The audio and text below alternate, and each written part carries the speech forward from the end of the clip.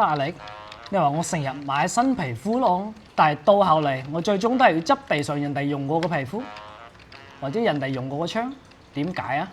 呢個問題問得好，等我同你拆解下。你知唔知其實每支槍入邊都住住一個靈魂嘅？吓？你把嶄新紅寶石就係一個高冷嘅愚者，着住名牌等住你翻屋企，但係你啱啱執翻嚟嗰把久經沙場嘅普通蝴蝶，佢個刀魂就係人妻啊！佢上一秒仲服侍緊對面嘅大佬，下一秒就俾你執咗落。嗰種跨越陣營嘅佔有，先至係精髓木瓜。吓？咁你即係話我意思係中意執人哋二攤？錯啦！你享受嘅係一個將原本屬於敵人嘅靈魂變成你自己嘅形狀。你睇下你殺完人之後，仲要執人哋支槍繼續掃嘅，呢啲叫咩啊？呢個叫接力。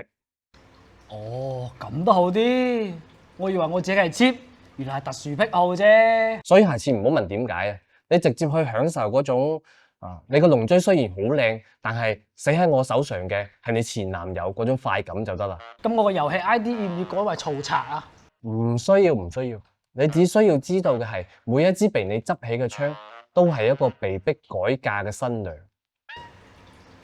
冇辦法，因為呢支槍個手感實在太好啦，太正啦。